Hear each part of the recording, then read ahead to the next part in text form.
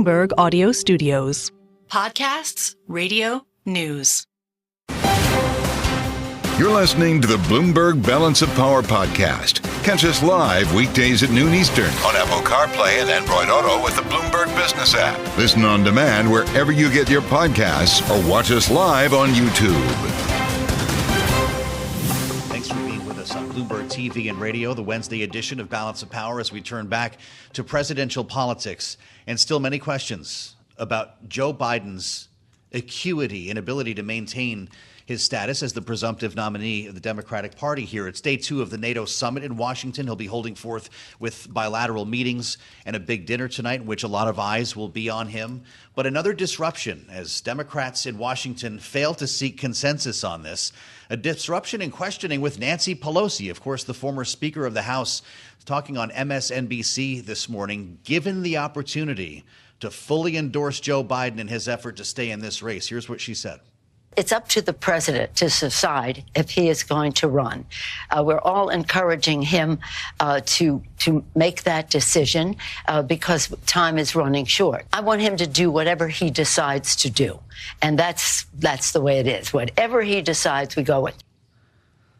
Whatever he decides, not exactly is a full-throated endorsement as we add Bloomberg Politics editor Laura Davison to the mix. Laura, it's great to see you. Did that just make Joe Biden's campaign more difficult? This is very difficult for him because, if you'll recall, he has said he's already decided. So having top Democrats come out and say, oh, well, the president needs to make up his mind really undercuts that messaging that he's been trying to send out. And what we're not hearing from Pelosi, as well as the number 2 House Democrat, Katherine Clark, came out today and said, look, it's the president's decision to decide, not I'm with Joe Biden and he should be our nominee. Those are 2 very different messages. Yeah, language is very important here. I would also note that despite the questions today about House Speaker Nancy Pelosi, there are others who are being even more definitive, or Speaker Emerita, I should say. Congressman Pat Ryan of New York becoming the 8th now to go on the record and say, and this is a quote, he posted this on X, I am asking Joe Biden to step aside. For all of the talk in just the last 24 hours on the idea that maybe the campaign had been able to stop the bleeding, if you will, we're still getting this trickle, Mikey Sherrill yesterday, Pat Ryan today. It's not necessarily ending.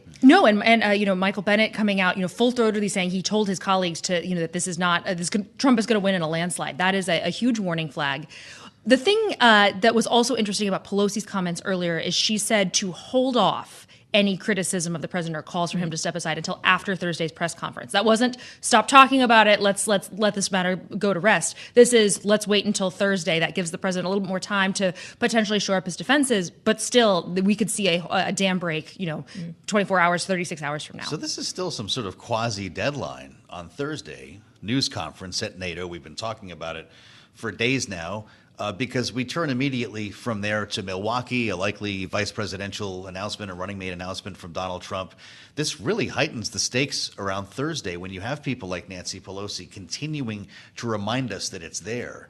There's a saying, of course, about whistling past the graveyard, which is probably inappropriate to use at this point. But what can Joe Biden do in the meantime to lean into this, to focus on it? There's not a whole lot he can do right now. I mean, he has to really come out Thursday and show that he is in full command of the facts, that he's there, he's lively, he needs to be funny and witty in a way. But the thing to remember is, even if he survives this week, there is still, 4 months essentially till the election day, and any minor slip up, gaffe is going to be heavily criticized. And depending, how big that is, we could see these calls crop up again and again, and that could really cause a lot of division in the party and potentially, as some Democrats are warning, mean that they lose across the board, House, Senate, and the White House.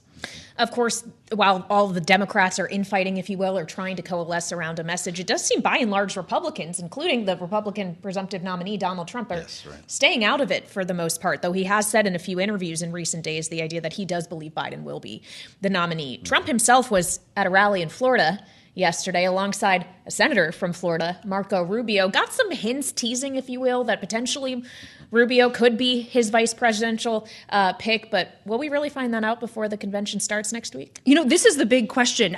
Trump's aides have suggested they want the decision before next Monday or by Monday morning, whereas Trump has said, hey, I want to do it during the convention, has even suggested, hey, this would be great for ratings, this would be great for viewership. He's really writing a lot. He's tapping into his reality TV instincts on this and wanting trying to tease out, multiple times during the rally, he hinted, maybe Rubio would be in the Senate, maybe he would be, involved in governing in some other ways, very undefined. Even in the remarks they sent out beforehand to reporters to show Trump's prepared remarks, it had a big section where it's tonight I am officially, and then just cut off. So they are really playing this up in a major way. All right, Bloomberg politics editor Laura Davison getting ready with all of us for Milwaukee just days from now. Thank you so much. Now, of course, as we prepare for the Republican convention and face questions about what exactly could go down during the Democratic convention, we have heard consistently from Joe Biden in the days since the debate that he believes he still can beat Donald Trump, suggesting he does not believe what he's seen in recent polling. We asked a former senator, someone who served with President Biden in the Senate, Bob Kerrey, about that idea last night, and this is what he told us. When you got over 70% of the American people, black, white, Democrat, and Republican, saying he's too old, you can't fix that with a fiery speech at some event. Well, I'm smelling delusion, not a rational assessment on a guy willing to fight on, and I worry about that. So let's get some more rational assessments, if we will, and talk to one of the pollsters in question themselves. Spencer Kimball is with us. He is director of the Emerson College Polling Center, just out with new data yesterday. Spencer, welcome back to Balance of Power on Bloomberg TV and radio. You find that, like a lot of the other polls we are seeing, Donald Trump is leading Joe Biden by potentially a wider margin, 46 to 43%. We talk so much about margins of error, how close this election is going to be, but do you get a sense that it actually is a gap that is widening in a more material way? Yeah, it's a good question, Kailey, because what we saw out of that debate is Trump holding 46%. He was at 46% before the debate, and he's staying there. Where we saw the movement was Biden losing 2 points. And the concern for Biden is how many points might he shed over the next couple of weeks? And then can Trump actually pick up that vote, or does it go to a third party? Well, it's interesting when you start asking undecideds here about which way they lean.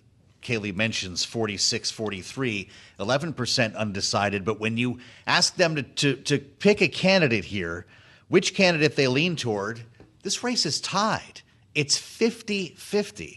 So when we look at that slice of 11% undecideds, we talk a lot about the double haters, Spencer. Are these conventions this month and next going to change their minds? I'm not sure if the conventions will change their minds, but this is what President Biden is betting on, that at the end of the day, that Trump has a ceiling of 46, 47%, and that these other voters are going to come back to him. Because who is that 11%? They're generally younger and minority voters. Those are generally Democratic voters who right now are on the sideline. And he's got to bring them back into the fold if he wants to replicate what he did in 2020 when he won nationally by about 4.5 points. Well, of course, there's other options those independents or those democratically minded but not Biden fans could consider here in third parties. Spencer, you polled that too. Trump 44, Biden 40, RFK Jr. 6%, 1% support for Cornel West and Jill Stein. How should we be thinking about the third party factors here and whether they are likely to see a benefit from points falling away from Joe Biden in a more material way? So they're going to get their points from the younger voters. And the question is, do they actually come out and vote in this election? And right now, so when you see that ballot test, Trump's up by 3 in the head-to-head, but then he goes up by 4 in the 5-way contest. Those are younger voters leaving Biden, saying, hey, I can't vote for Trump, but I'll vote for, JFK Jr. or Cornel West. And that's what's hurting Biden as well. So some of it, again, won't go directly to Trump, but by not going to Biden, it indirectly benefits Trump. I'm compelled, Spencer, by motivation, by age. As we know, it is much more likely that older voters are actually going to get off the couch and vote in November.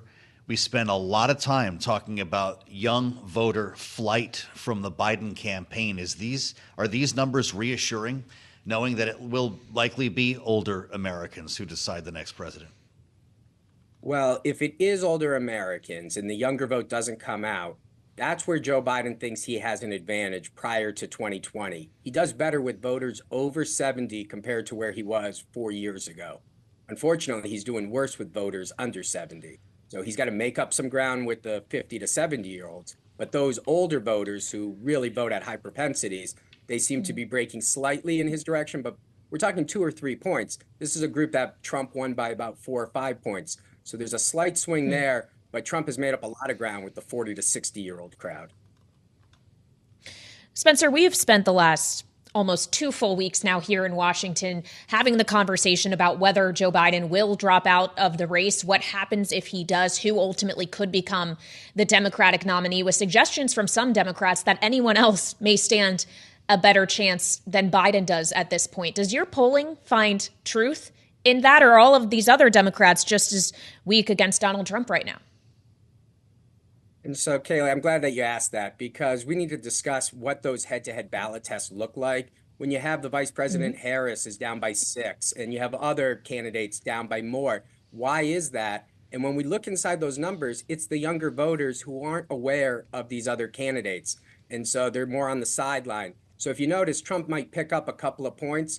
But in my opinion, if you actually ran a different candidate, I think that younger vote would come back. Right now, they're breaking for Biden by about 14 points. They're breaking for these, they're pretty much split on all of these other candidates.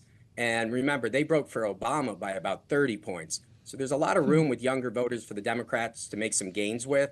But right now, they seem to be kind of looking a little bit like the John Kerry, Al Gore race of 2000, 2004, where it wasn't as much younger vote putting them over the finish line like we saw with Obama. Yeah, right. Well, it's interesting. Kailey mentions the age issue here following the debate. We should let everyone know, by the way, you ran these numbers the 7th and 8th. That's Sunday and Monday this week. We got a glimpse at what could be at least a temporary new stump speech from Donald Trump at his rally in Florida last evening, in which he was referring to Biden-Harris instead of just Joe Biden. And he's introduced a nickname now for Kamala Harris that refers to her laughing. He continues to misrepresent her first name, mispronounce her first name on the regular. And I wonder if that's something that we're going to see borne out in the numbers as he acknowledges Kamala Harris as Joe Biden's partner. Well, I think, and who knows what's going through former President Trump's mind, but this would be a game changer if you take Biden off the top of the ticket. He might think now President Biden thinks that he's the best candidate to go against Trump. Trump might think it's best to go against President Biden as a rematch from 2020. But if you change that up, now we're shaking it up. And does Trump have a ceiling at 46, 47%? And can some other Democrat come in, excite that base that is not excited right now, and then actually springboard to a photo finish? Because at this point, it's certainly in the numbers leaning towards Trump from a national perspective. Mm-hmm. But we know ultimately it's going to come down to the swing states that will decide the outcome when we're thinking about the Electoral College. Obviously, we saw some shifts from the Cook political report yesterday on 6 states, but states that go beyond what we have our current understanding as swing states. We're talking about New Hampshire. We've heard suggestions from the Trump team that they think Virginia, possibly even New York, could be in play. What do you think about that, Spencer? Should we expand our list? Yeah, we've already opened up to Minnesota. We had that race tied a couple weeks ago before the debate. And Minnesota hasn't gone for a Republican since Nixon. Didn't even go for Reagan. So interesting to see those states swinging. But the crux of the race comes down to Arizona, Georgia.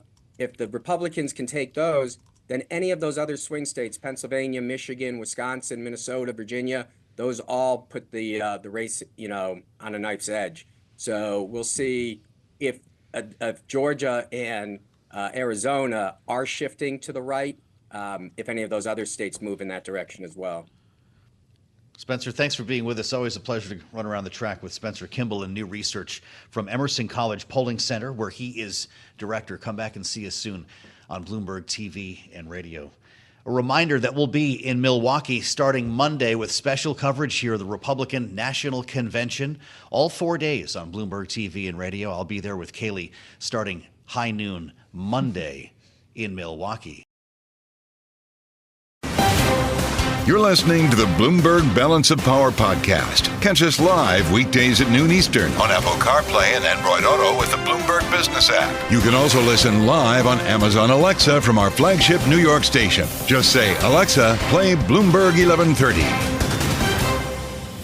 Democrats try to coalesce around a strategy when it comes to President Biden and whether they should be pushing him to drop out or continue his re-election campaign. Multiple networks are now reporting that campaign advisors, including the likes of Steve Ricchetti, will be meeting with Senate Democrats for lunch tomorrow as they continue to try to push their message on the Hill. And we know that some Senate Democrats are getting quite antsy about the electoral probabilities come November. Certainly one of those is Democratic Senator Michael Bennet of Colorado, who had this to say on CNN last night.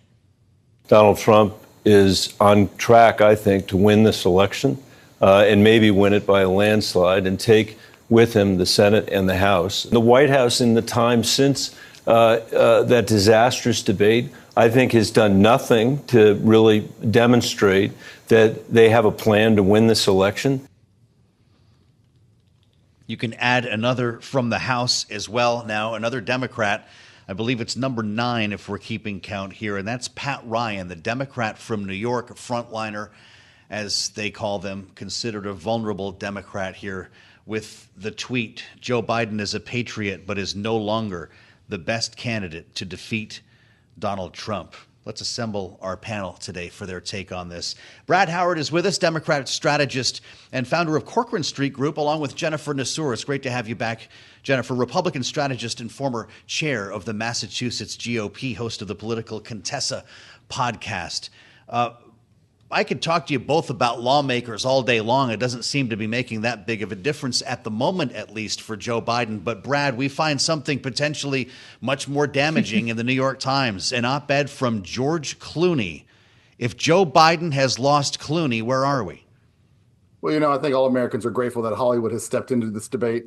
Look, I mean, what matters is the president's inner circle and the party leaders and voters. And I think as we're starting to see, I think one of the interesting dynamics from the debate is you didn't see a big loss or gain among swing voters. In fact, Biden actually picked up a point or two among swing voters because swing voters have had this concern about his age from the beginning. It's the base that has been, not really kind of willing to acknowledge it or has seen the severity of it. It wasn't until the debate when a lot of the base voters were faced with his age in real time and right in front of their face. And so I think that is what's caused them to kind of have this panic moment here. And the president has spent the last week and a half trying to assure those concerns. I think he did stem the tide of this call a little bit by getting the Black Caucus to so firmly support him. That was kind of the kill shot of the effort, I think, in the House. It kept Hakeem Jeffries from coming out and saying anything more. Nancy Pelosi is getting close to full out calling on him to step aside, but not quite there yet. So until either a Black Caucus leadership or a U.S. senator directly calls and publicly calls for him to step aside, Biden's going to be the nominee. All right, I feel like we should characterize George Clooney's involvement in the Biden campaign, because yes, it is Hollywood, but he was also just weeks ago out in California alongside Joe Biden. We just had an image of it up for you on Bloomberg TV, fundraising for him. He raised tens of millions of dollars. And in this op-ed, Clooney wrote in part, "It's devastating to say it, but the Joe Biden I was with 3 weeks ago at the fundraiser was not the Joe big effing deal Biden of 2010. He wasn't the Biden of 2020. He was the same man we all witnessed at the debate." And this fundraiser happened before the debate. Jennifer, to bring you in here, if he is the same man that debated almost 2 weeks ago for the rest of this election cycle, does he stand any chance at all of defeating Donald Trump? None, not at all. I mean, I think that, Donald Trump will win with historic numbers if Joe Biden is the nominee for the Democratic Party. So if the Democratic Party is trying to sink itself and go down and become a pile of ashes, they're doing a great job with keeping Joe Biden at the top here. So, I mean, the guy that we saw at the debate, the guy that was on TV just earlier today talking about NATO and welcoming and starting the conference off, I mean, that is the president of the United States. It is an embarrassment. It is an embarrassment not just to our country and the voters here, but on the international stage. And we can't keep going down this trajectory. It's one thing, his terrible policies, but it's another thing to have that man out there. And the Democratic Party is not doing anything about it other than these calls for him to resign. His inner circle needs to tell him to go. And on the George Clooney front, I will say this, that is Obama working behind the scenes, talking to other people in Hollywood and telling them that they have to step in as well. I live in Massachusetts. Massachusetts governor said the debate was horrific. We have Seth Moulton, member of Congress, who has called for Joe Biden to step down. Up in Maine, Jared Golden, same thing. I mean, we're seeing Democrats from blue states who are saying it's time for him to go. All right, Brad, I know you're going to want to respond to this. We just heard a lot, obviously, from Jennifer here. But I want to get your impressions on this potential for Obama involvement. Is George Clooney speaking for the former president here? Let me first say that my Republican friend here made a lot of assumptions and a lot of incorrect statements. For instance, Jared Golden has not called on the president to step aside. He has concerns about his ability to win, but he's not yet called for him to step aside. And number two, for Republicans to try to guess what Obama is doing is rich. Number three, what is embarrassing is that there is a major national political party in the United States that's going to nominate next week a guy with 31 felony convictions, a guy who is held civilly liable for a sexual assault against a woman. That's what's embarrassing. The Republicans somehow have the ability to hold their head high. What we are debating here is whether we think we have the best candidate to defeat Donald Trump in November and serve this country for the next 4 years. That's a very fair and reasonable. That is not an embarrassing debate. I'll take this debate any day over what the Republicans are about to do next week. We've got some passion on the panel today. I love it, both of you, Brad and Jennifer, as we talk about the idea of actual policy here, which was discussed in the debate, although it was performance that ultimately stole the narrative. We are seeing that President Biden and those around him, close to him, seem to be pushing back against the idea of him dropping out, talking about what could happen in a second Trump presidency, including Project 2025, something put out by the Heritage Foundation. It's something that Trump himself has tried to distance himself from. But Jennifer, do you actually believe that the former president and presumptive Republican nominee actually doesn't agree with a lot of those ideas, or is Project 2025, at least elements of it, something that could ultimately become a reality if he wins? No, I think that is something that is coming out of a very conservative think tank. That is not something that Trump is, as far as I know, and we see. Look, what you need to remember is that as a former president and the presumptive nominee of the party, Donald Trump is the head of the Republican Party right now. Whether you like it or you don't like it, it doesn't matter. And what we saw come out of the platform committee for the RNC is a much softer platform than we have had in probably 10 or 12 years. And so I think you have to really keep in mind that that is driven by Trump and his understanding that of the 43% of the electorate that considers themselves to be independent voters, he needs to win those folks in order to win this race.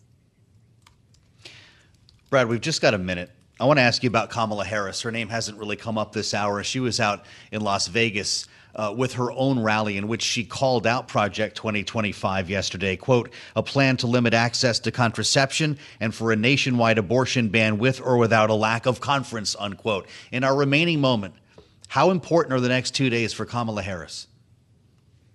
Very important. Real quick on Project 2025, what to pay attention to is not whether or not Donald Trump says he had anything to do with it. Donald Trump has yet to fully denounce Project 2025. He has said he has some concerns, but we don't know what those concerns are. I call on him and the Republicans to tell us what about that they don't like. And number two, Kamala has been a terrific vice president. I think the issue of choice is a great one for her. It reminds voters what's at stake in this election, and that is individual liberty and freedoms. The Republican Party want to dictate to you how you want to live your life. If you look at 2025, it's full of moralistic kind of ideas on how they think you should live your life. The Democrats are the ones that are trying to give you the liberty to live your life and raise your family how you see fit and love who you want to love.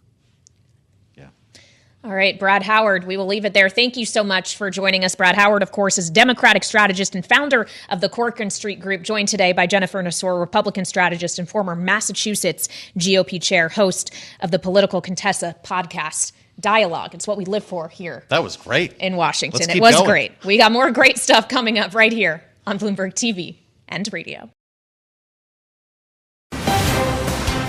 You're listening to the Bloomberg Balance of Power podcast. Catch us live weekdays at noon Eastern on Apple CarPlay and Android Auto with the Bloomberg Business app. Listen on demand wherever you get your podcasts or watch us live on YouTube. We talk politics in Washington, the Wednesday edition of Balance of Power on Bloomberg TV and radio. Thanks for being with us. As we turn our attention to the NATO summit that is now underway here in Washington, Joe Biden holding forth a bit later on in a special dinner with the more than 30 world leaders who are gathered just a couple of blocks away from where we are sitting here, with, of course, Ukraine on the agenda. This is something we're going to be hearing a lot more about as NATO countries pledge this week to speed up efforts to fund the war in Ukraine, with big questions about creating a more definitive path toward NATO membership. In fact, we heard from Volodymyr Zelensky, the president of Ukraine, yesterday at the NATO summit. Here he is. It's time to step out of the shadows, to make strong decisions work, to act, and not to wait for November or any other month to this end. Zelensky calling for the NATO allies to act now versus later, and we are seeing them take some action now. In fact, yesterday it was announced by President Biden in his speech addressing the summit. 5 long-range air defense systems for Ukraine, more Patriot missiles, of course, dozens of shorter-range systems and missiles as well. The question is, how quickly can it make a difference? And is this really what Ukraine needs the most? For those questions and more, we turn now to Kailey Grieco, who is back with us here on Bloomberg. She is Stimson Center Senior Fellow with the Reimagining U.S. Grand Strategy Program. Kailey, always great to talk to you. We obviously got the news on those long-range air defense systems. We know that air defense is what Zelensky has been pushing very hard for. You got 5 of them. How much of a difference does it make? Yeah, so thank you for having me. Yes, it is an important announcement. These are 5 systems. 4 of them will be Patriot batteries, which is quite significant. Another one will be a SAMP-T, which is also a long-range system, and also dozens of other tactical air defense systems. So this is a very significant investment. What we don't know exactly is what version of the Patriot system these are, where they're coming from, so how long it will take.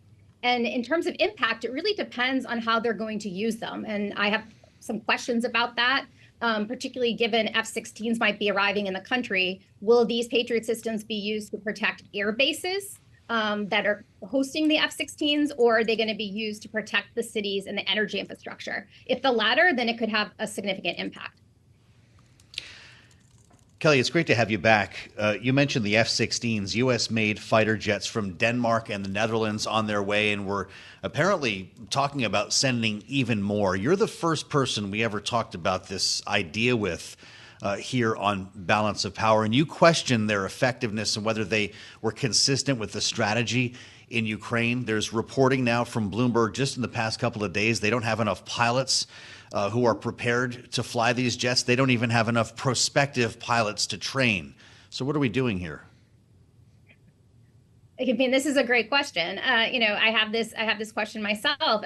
We know that there's about 20 pilots that will graduate by the end of the year. There's about 60 aircraft roughly that are being donated by countries. So that's about 3 aircraft per pilot, which is the opposite of sort of what you would want for the numbers, because usually pilots get fired before the aircraft. So it's going to be a small contribution, especially at first. And I think it's noticeable that you can see the Ukrainians trying to scale back expectations. So they're talking now about using these largely in an air defense role. So to intercept Shahed drones and cruise missiles. And I'll just note, that's an expensive way to do that. We'll see how this plays out. But I think, there are concerns about, is this investment worth it long term? Ukraine will need an air force, but certainly in the short term, is this really worth the impact it will have operationally on the battlefield is going to be marginal compared to the amount of effort that is going into this, for sure. Okay, so Kailey, if it's a question of investment versus reward, what kind of investment would reap greater reward for Ukraine? What could it more use that perhaps it isn't getting right now? Well, I think it's actually an investment that allies cannot provide, which is manpower, personnel. This is still an issue that Ukraine is dealing with, which is, trying to recruit and mobilize forces. I thought it was quite interesting that Ukraine and Poland signed a security arrangement this week. And one of the things that was included was Poland signaling that it would send back Ukrainians that are eligible for service back to Ukraine, and it hosts, of course, many refugees. So the personnel issues are very significant because this is really a war of attrition. Beyond that, obviously, air defense matters a lot, but we're really getting in a hard place now. sending more air defense systems, including anti-air missiles. Biden again last night said Ukraine's going to cut the line in new anti-air missiles that are coming out of factories and be the first to get them. And that means Ukraine's getting them and not other allies and partners, whether that's Taiwan or Japan or Israel. Yeah. To put a finer point on this, and I hate to belabor the F-16s here, but we've got 79 that have been committed so far, 79 jets. Just this week, Zelensky said here in Washington, quote, until we have 128, we will not be able to match them in the skies, and it will be difficult, unquote. Does he believe the Pentagon, or is the Pentagon not being honest with him on this? Well, I think we've seen that the Ukrainians, and this is understandable, given they're fighting a war, their tendency is to sort of keep raising what their needs are. When they have something, they're not completely satisfied and they want more. And that's understandable because they are fighting a war. At the end of the day, though, the F-16 is a fourth generation aircraft. The Russians have very advanced air defense systems. And so there's always going to be an issue of the fact that the F-16 against these very advanced Russian air defenses is going to be vulnerable to being shot down when it's being operated most effectively in the sky. And we're already seeing the Russians are going after, have increased attacks on air bases in preparation for the Ukrainians receiving these jets. And so they're getting prepared to target them on the ground as well.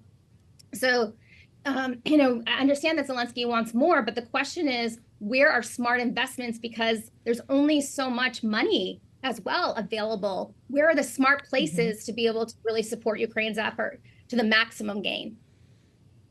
Well, and to such a large extent, Kelly, what we're talking about here is supporting Ukraine's defensive effort, things like intercepting missiles, etc. There's also the question of offense, knowing we have seen a change in at least U.S. administration policy when it comes to Ukraine offensively striking certain targets within Russia. What started narrower has broadened a bit. But for Ukraine to actually win the war, is that the real conversation that needs to be had?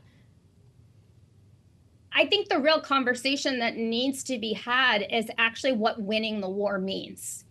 And that should be a political, defined politically. It should be an independent Ukraine that's able to keep recapture as much territory as possible.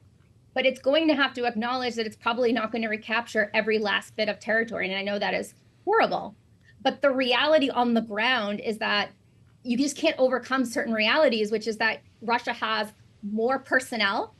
It's able to sustain its war economy. It's been really ramping it up.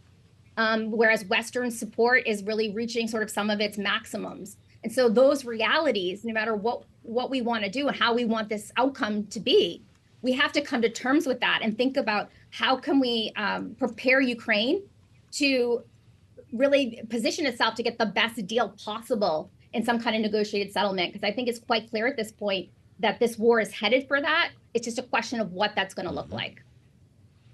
Really interesting as we spend time with Kailey Grieco at the Stimson Center. So many people are talking about the news conference that Joe Biden is going to be holding tomorrow at the conclusion, Kelly, of this NATO summit. I suspect a lot, if not all of the questions are going to be about his age, his mental acuity, and some of the related political issues that we've been dealing with since the debate here in Washington. How about policy toward Ukraine? What would you ask Joe Biden if you were a reporter in the crowd tomorrow? I would ask him what the long-term strategy is. Rather than simply saying that it's as long as it takes, I'd like to know what the theory of victory is now for Ukraine and for its Western supporters. How does this look in the end? And how are we getting there? Isn't that not really, though, for the U.S. president, whoever they are, to decide, Kelly? Is that not up to Zelensky? I know that we say that, and to a certain amount of degree, that's true. It's up to Ukraine to decide, battlefield strategy and to decide, a political settlement is going to accept it or not. But we, as significant backers of that, have choices to make about our own support. And what we're willing to support or not. We may decide that we're not willing to provide endless support that would be required perhaps to take back large portions of territory if that was even possible. And so we need to actually have really honest conversations about that because our interests are aligned with Ukraine, but they're not identical. And that's just the reality of alliances and coalition partnerships. Mm-hmm. And so we need to actually look at that and make sure that both sides understand that reality. Trump proofing is the buzz phrase, if I can call it that, at this NATO summit. Love him or hate him, it's what world leaders are talking about. Kelly, what would a Trump re-election mean for NATO? Well, let me just first say that Trump proofing is talked about extensively in this town, particularly with allies, whether it's in Europe or Asia. As I will say to them often, I do not believe Trump proofing is possible. I just think that's not a reality in practice. I think what's clear is that a Trump presidency would result in a massive scaling back of support for Ukraine, possibly an ending of material support for Ukraine. And even more significantly, it would result in, I think, a drawdown, a shifting of security responsibilities dramatically from the United States to Europe. Would it result in a formal withdrawal from NATO? I do not know. Maybe. But I think even short of that, it's going to be a real emphasis on Europe, these are wealthy countries, really spending more on defense and providing for their own security, particularly so that the United States can focus on some of the really significant security threats emerging in the Indo-Pacific. Just finally, Kelly, as you were talking about how you would ask President Biden to get serious, if you will, about what exactly the end game is when it comes to U.S. support for Ukraine. Given what we have heard from Donald Trump about this, aside from his suggestion he could solve this war, make it end on day one of his presidency, does he seem to be talking about it more realistically than Biden does at this point? Well, I don't think, the idea of ending the war overnight is, realistic. I think that there is a bit more public recognition of some of the inherent limits on U.S. support. I think that's a reality. What I think is not as realistic in certain terms of Trump is maybe overestimating U.S. influence and its ability to actually end the war. Yes, we're providing a lot of material support, but we're not the only actor really involved in this. And Europe provides significant support at this point to Ukraine as well. So our ability, we're accustomed to, for many decades being the sort of most powerful actor in the world, and we kind of get to say how things are going to turn out. We're no longer in that place anymore. And so I think that's an adjustment, not just for Donald Trump, but sort of for all of us as Americans. Always a pleasure to take a deep dive with Kelly Grieco. It's good to see you, Kelly. Thanks for your insights today. Senior fellow with the Reimagining U.S. Grand Strategy Program at the Stimson Center. Thanks for listening to the Balance of Power podcast. Make sure to subscribe if you haven't already at Apple, Spotify, or wherever you get your podcasts. And you can find us live every weekday from Washington, D.C. at noontime Eastern at Bloomberg.com.